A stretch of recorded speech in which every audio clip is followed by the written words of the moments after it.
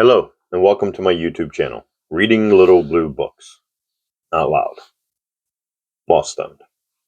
In this video, we're going to do part 2 of Little Blue Book number 86, titled On Reading, written by Georg Brandes, an essay. This was originally written in 1905 copyright, and then republished for the Pocket Series, which is what this is, at 1923. So, this is part 2,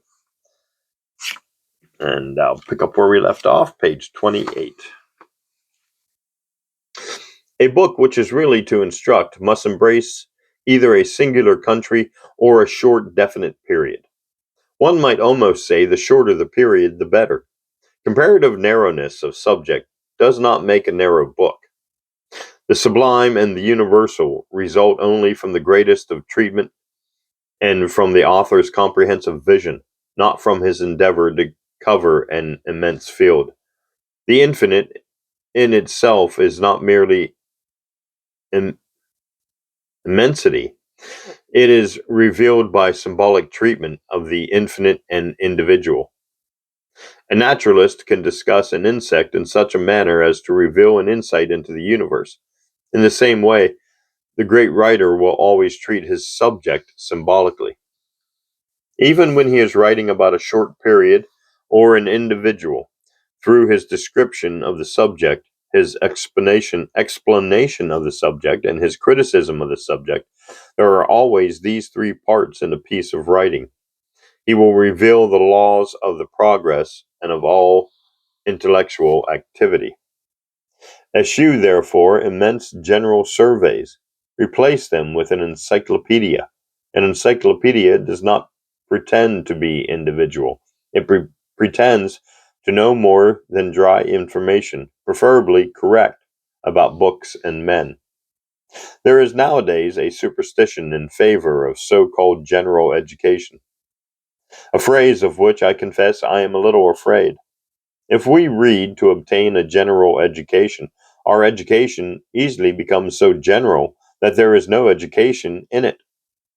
We read now about whales, now about Congo State, now about actors, now about teeth, now about socialism in Bavaria, now about popular ballads in Servia, now about the revolution of 1830.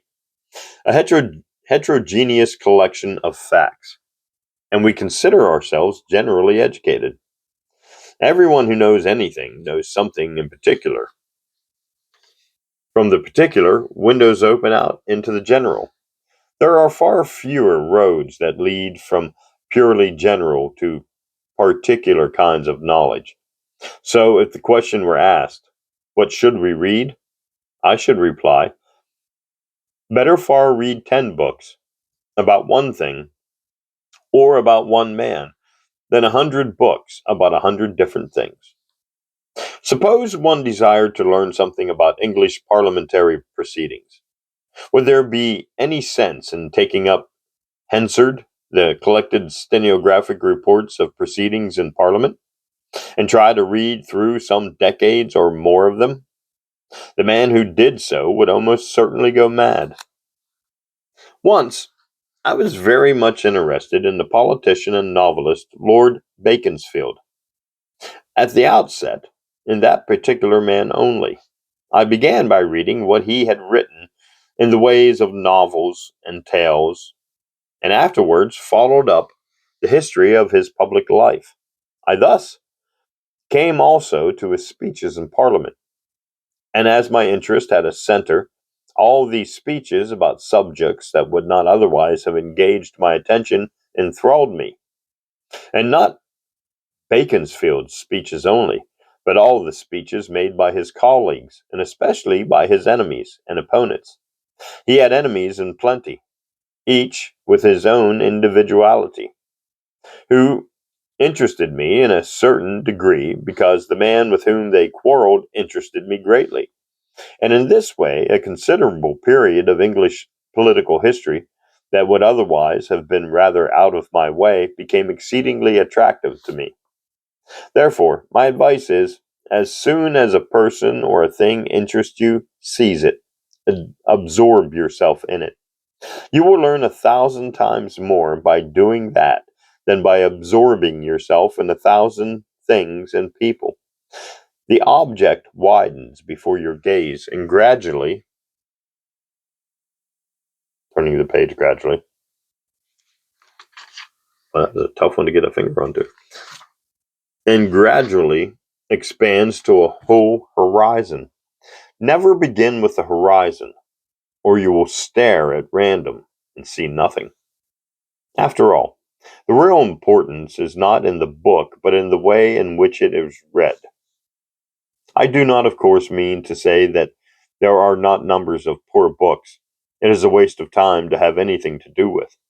People warn, and justly, against dangerous books, and occasionally the books called dangerous really are so. But these dangerous books are not only those which speculate in the youthful reader's sensual impulses, or appeal to his idleness or frivolity, but those also that represent base and low things as admirable, or disseminate prejudices, and throw a hateful light on liberal mindedness or the pursuit of freedom. Useful or baneful, dangerous or safe, we are dealing with relative conceptions. Books which give a childish and thus an erroneous picture of human nature may possibly be placed without any great danger in the hands of children of from 10 to 12 years of age. Older children they may easily harm. Generally speaking, books which contain no nutritive matter for grown up people may very well contain ailment and entertainment for children. On the other hand, numbers of books written with no objectionable intention describe circumstances, vices, and conflicts between passions and duties, which it would be in the highest degree unwise to place in the hands of underdeveloped readers, even though this does not in any way lessen their value or make them less appropriate reading for those whose minds are more mature and whose opinions are fixed. Next to the dangerous books are the wearisome books. It is a sorry superstition that leads people involuntarily to cherish a certain respect for earnestness and erudition that weary them. Wearisomeness, wearisome books discourage people from acquiring knowledge. Histories, for example, are often wearisome. But how many patient people keep on reading them because they regard it as a sort of duty? Do not waste your time and energy over what is dry as dust, unless, as a specialist, you are seeking for information. History is, and ought to be, the most interesting of all subjects. To my mind, it is far more interesting to read about real men and women than about fictitious ones, even if the latter have, have been drawn from life. Historians sometimes take too little pains and describe men merely from the outside, without having first acquainted the intimate personal sort of feeling that enables them to understand their hero's character and motives. I was sitting one evening in a German university town by the side of a little professor of history, when he informed me that he was at work on a book about Bothwell, the wild Scottish earl, Mary Stuart's lover. Darnley's murdered. Darnley's murdered, I exclaimed involuntarily, with a glance at him. It must be very difficult for you. I meant for you. To enter into his feelings. There is not the slightest occasion, he answered. I have all the documents. After a score of years, I still remember his reply. It made so deep an impression upon me. The documents were there, but not the breath of life, no individuality of the author. Read, by way of contrast, such books as Carlyle's Cromwell, and the first volume of his Frederick the Great, or Michelet's History of France, or Mommsen's Roman History. Here, on each page, the characters are alive and seem to come forward to meet us. The question, therefore, what should we read, brings us immediately to the companion question, how should we read? Young girls sometimes make use of the expression reading books to read oneself. They prefer a book that presents some resemblance to their own circumstances and experiences. It is true that we can never understand except through ourselves. Yet, when we want to understand a book, it should not be our aim to discover ourselves in that book, but to grasp clearly the meaning which its author has sought to convey through the characters presented in it. We reach through the book to the soul that created it, and when we have learned as much as this of the author, we often wish to read more of his works. We suspect that there is some connection running through the different things he has written, and by reading his works consecutively, we arrive at a better understanding of him and them. Pause for hydration.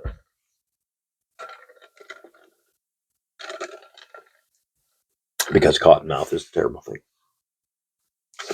Take, for instance, Heinrich Ibsen's tragedy Ghosts. It is not fit to be read by half-grown youth, but that is no objection to it. This earnest and profound play was at first almost unanimously denounced as an immoral publication. Ibsen's next work, An Enemy of the People, describes, as is well known, the ill treatment received by a doctor in a little seaside town when he points out the fact that the baths for which the town is noted are contaminated. The town does not want such a report spread. It is not willing to incur the necessary expense of reparation, but elects instead to abuse the doctor, treating him as if he and not the water were the contaminating element. The play was a parable concerning the reception given to ghosts, and when we perceive this fact, we read it in a new light. We ought then, preferably, to read so as to comprehend the connection between an author's books. There is no harm either in reading so as to grasp the connection between an author's own books and those of other writers who have influenced him, or on whom he himself exerts an influence. Pause a moment over An Enemy of the People, and recollect the stress laid in that play upon the animosity that the majority, as a majority, always has against the emancipated individual. Recollect the concluding reply standing alone. If the reader, struck by the force and singularity of these thoughts, were to trace whether they had previously been enunciated in Scandinavian books, he would find them expressed with quite fundamental energy throughout the writings of Soren Kierkegaard, and he would discern a connection between Norwegian and Danish literature, and observe how an influence from one country was exerting itself in the other. Thus, by careful reading, we reach through a book to the man behind it, to the great intellectual cohesion in which he stands, and to the influence which he in his turn exerts. Of course, this mode of reading is not for everyone. As a matter of fact, only those who are critically inclined pursue it. On the other hand, everyone can read in such a manner as to deduce the moral lesson contained in what he reads. I said above that we are not to believe we can grow better by mere reading, that we are not to demand of an author that he improve us by moralizing. We ought nevertheless to read that we ought nevertheless so to read that we appropriate from our reading the moral lesson that lies hidden behind it. I will select as an instance of what I mean the siege and surrender of Soissons on March 3rd, 1814. After the Battle of Leipzig, Napoleon's position was as follows. He had from 60 to 70,000 men under arms, exhausted, broken down troops, the majority of them mere children. Opposed to them were 300,000 men, hardy and victorious soldiers. His generals were marching into France in disorder. Napoleon hastened wherever the danger was greatest. reassured his troops, hurled them against the invading enemy, won a victory at Brienne, at La Rotherie, 1-4, sometimes 1-5.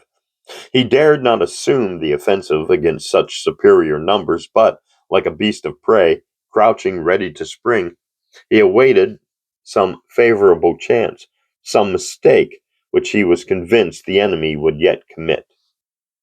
The mistake was made. Blucher and Schwarzenberg advanced separately. Napoleon flung himself upon Blucher, defeated him 4 days in succession. Next fell upon Schwarzenberg, put him to flight, rejected offers of peace because the enemy would not concede France her natural boundaries, and hastened after Blucher again to crush him completely and re-establish his own power. Then suddenly, everything changed. The little fortress of Soissons, which prevented Blucher and Schwarzenberg from combining their forces afresh, surrendered at the decisive moment. Blucher's defeat, says Thiers, was as certain as anything in a war can be. For the first time in this campaign, not only the strategic, but also the numerical superiority was on Napoleon's side. What was it that could thus overthrow circumstances and fortune? A weak man. One who, without being either a traitor or a coward, or even a poor officer, allowed himself to be terrified by the enemy's threats. Thus was consummated the most baleful event in our history, next to that which occurred the following year between Waverley and Waterloo. Read the story in the best modern presentment of it, Henry Hose's book, 1814.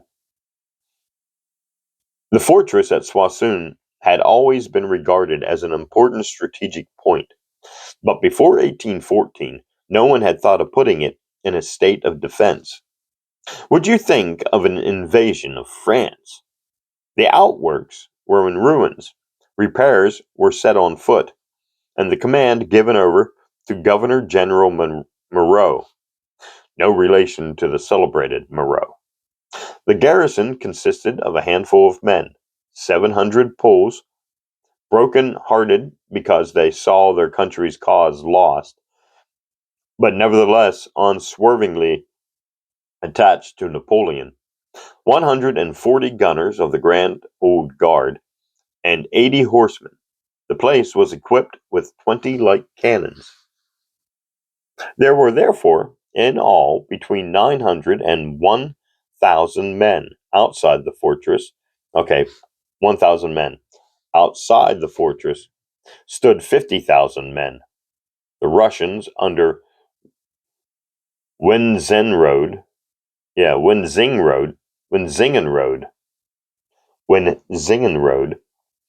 the Prussians under Blucher, and an artillery corps with 40 heavy cannons. The cannonade began on March 2nd at 11 o'clock in the morning. By 12 o'clock, the gun carriages had been shot away from several of the fortress cannons, and a number of the men disabled. At 3 o'clock, the Russian column made an assault. It was repulsed by 300 Poles under Colonel Kozinski. That day, the little garrison had 23 killed and 123 wounded. In the meantime, the two Allied generals could hear a steady cannonade in the direction of Quebec and were growing uneasy. After 20 hours' bombardment, they had still been unable to make a breach. It might possibly require 12 or even 36 hours yet, and they had not the time to spare. They were only a day's march in front of Napoleon, and he was following at their heels. Blucher sent Captain Mertens to parley. Moreau, Moreau, when he found that Mertens had come to talk of the surrender of the fortress, broke off the discussion. Yet instead of dismissing the captain without more ado, took occasion to mention that he could not enter into oral proposals with an officer who had not brought written authority with him. An hour later, Mertens was in the town again with a letter. An energetic commandment would not have received the man with a flag of truce a second time. The condition of the fortress was not desperate. Monroe could have taken advantage of the night to repair the damage he had sustained. Mertens, however, like a clever diplomatist, exhausted himself in compliments upon the courage of the garrison and the governor, reminded Monroe of the inadequacy of his own troops and of the strength of the Allies. 50-1. It was a great responsibility for the sake of a useless resistance, he argued, to expose the town to being taken by storm, and as a result pillaged and burnt. Monroe replied with the sentiment that he would let himself be buried under the ruins of his walls, but Mertens, who read his uncertainty, did not allow himself to be overawed, and represented to him that after honorable capitulation he would be at liberty to join the imperial army. He appealed to the weak man's sense of duty by saying that in 1 or 2 or 3 days at most, Soissons would be compelled to surrender in any case, that those of the soldiers who survived the assault would then become prisoners of war, and the inhabitants of the town would be exposed to the horrors of pillage, whereas now the garrison might march out free. Nothing more was required of Monroe than to obey his original orders.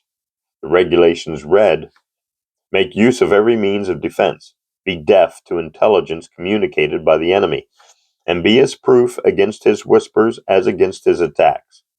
And further, the governor of a fortress must remember that he is defending one of the bulwarks of the empire, and that his surrender 1 single day sooner than necessary may be attended with the most important consequences to the defense of the state and the safety of the army. Monroe had several times shown himself a brave man. Without proof of courage, indeed, men did not attain to the rank of general under Napoleon.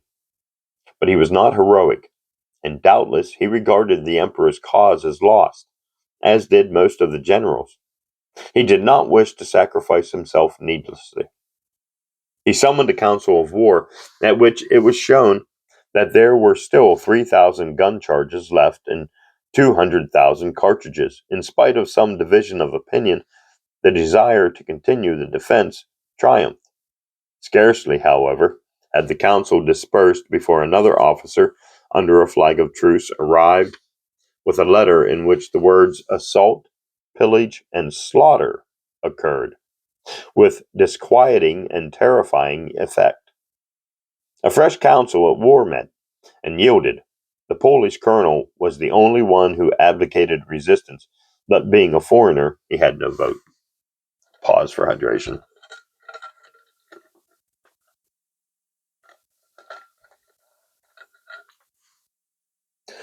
Monroe then took the truth maker aside and agreed to the capitulation, on condition that the town should have no contribution levied upon it, and that the garrison should be allowed to march out with its arms and baggage. The enemy agreed. The governor's orders, however, had been, when the council has been heard, the governor of a fortress must decide alone and on his own responsibility. He must follow the firmest and most intrepid counsel, not absolutely inconsistent with practicability. Day broke. The constant coming and going of the ambassadors, the cessation of the firing, the frightful stillness, like the silence in a room where someone is dying, made the troops begin to feel uneasy. Were they to lay down their arms after having defended themselves so well? Misgivings increased. Murmurings went through the ranks. The indignation of the inhabitants mingled with that of the soldiers. The words coward and traitor were linked with Monroe's name. It was 9 o'clock in the morning. Suddenly, the cannonade in the direction of Quebec became deafening. All started at the sound. Then followed an explosion of hope and resentment in the cry. "It is the Emperor's cannon! The Emperor is coming!" The shout that, during the whole war, had been the signal for fresh courage among the French and terror in the hearts of the turning the page. Terror in the hearts of the enemy. The enemy might stand against Napoleon's generals, but he trembled before the approach of the man himself. On every side the cry arose, "Tear the capitulation to pieces! The Emperor is coming!" The dispute was still unsettled as to how many cannon the French might take with them, 2 or more. The altercation grew hot. Then General Worzenoff said the Russian to Lowenstern, "Let them take all their artillery with them, and mine too, if only they vacate the fortress and go." The document was scarcely signed when the sound of the cannonade was distinctly heard near at hand. Moreau grew pale. He seized Lowenstern by the arm and cried, "You have tricked me! The firing is coming nearer.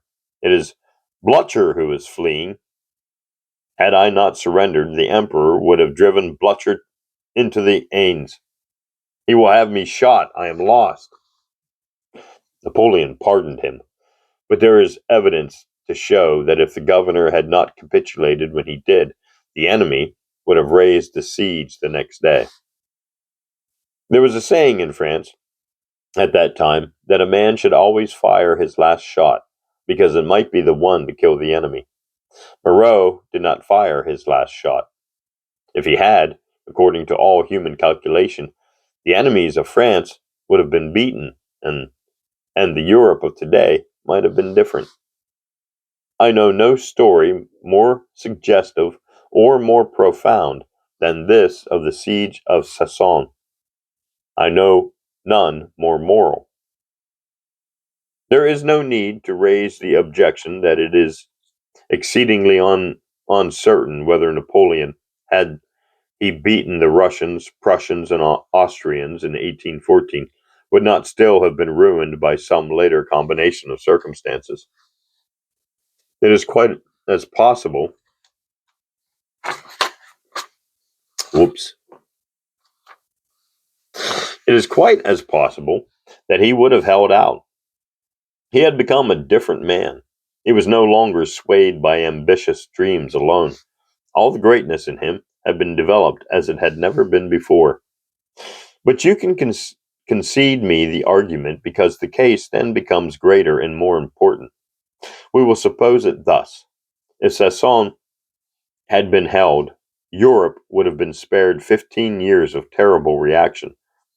The fate of Europe was then hanging on this thread, and it was snapped, not by cowardice or treachery, but by miserable wretchedness in the presence of which all better men are at their post, but by loyal, honorable small-mindedness. In this story, we have the psychology of honorable paltriness. You can feel it coming, step by step. There are reasons galore for long doing the only thing that ought to be done. Let me see how many pages are left in this. See if I need to do another video. Let's see. Oh, no, we only have a few pages left. Yeah. Okay. Yeah, just a few pages. Okay, where were we here? Look at that. Just like that, I lost track. Okay. You are 850,000. Wait a minute. You feel it coming step by step. There are reasons galore for not doing the only thing that ought to be done. Okay, yeah. You are 800 against 50,000. Is that a reason? You have fought bravely the whole day through against tremendous odds. Is that a reason? In any case, you can only hold out a very short time. Is that a reason? By remaining firm, you are hazardizing the welfare of innocent human beings. That is, by being small-minded, you may probably save the lives of worthy men. By yielding now, you hope to be able to prove yourself a hero another time. as if these were reasons. This present task is the one you must not shirk. This is the higher command, which must be unconditionally obeyed. This is the will of Caesar, the Caesar unto whom we must all render what is his own. This is Rhodes. We must dance here. This is the spot in the universe upon which the decision depends. And none of us can ever know whether the spot whereon we stand may not be such a turning point, whence interdeterminable threads start in all directions. We do not know. The only thing we do know is that now is the time to be a man, and not a weakling, a governor, not a capitulant. And if we do not stand firm, if, with the greatest respect shown to us by our adversaries, we yield, and upon the most honorable terms in the world, with drums beating and trumpets sounding, we sign the capitulation, close at hand we shall hear the emperor's guns thundering loudly, and we shall feel ourselves rejected and lost, worthy of a wretched death. When we read so that we personally assimilate what we have read, we feel this is the central point in the course of circumstances, in the origin of actions, the general point of will, the central point of passion, the Archimedean spot whence the earth can be moved. The nerve of events, and even of history, lies bared before our eyes. Why should we read then? To increase our knowledge, divest ourselves of prejudices, and in an ever greater degree become personalities. What should we read? The books that avert us and hold us fast. Oh, the books that attract us and hold us fast, because they are exactly suited to us. These books are the good books for us. Someone asked a friend of mine, "What kind of books do you prefer? Romantic, naturalistic, symbolic?" "Good books," he answered. And it was an excellent reply, for there is nothing more stupid than to stick to rubrics. The book is good for me, which develops me. How ought we how ought we to read these books? First with affection, next with criticism, next, if possible, so that our reading has a central point from which we may guess or decry connections, and lastly, with the aim of fully understanding and making our own the moral lesson to be found in every event narrated. A whole world can thus open out for us in a single book. We may become acquainted through it with some parts of human nature wherein we shall not only recognize ourselves, changeable and rich in alterations and transformations, but find also the unchangeable being and eternal laws of nature. Lastly, if we read attentively, we have the power to add to our moral stature, in so far as we vividly feel those things which ought to be done and to be left undone. That is the end of Little Blue Book number 86, titled On Reading, written by Georg Brandes. Thanks for listening, and join me in my next Little Blue Book.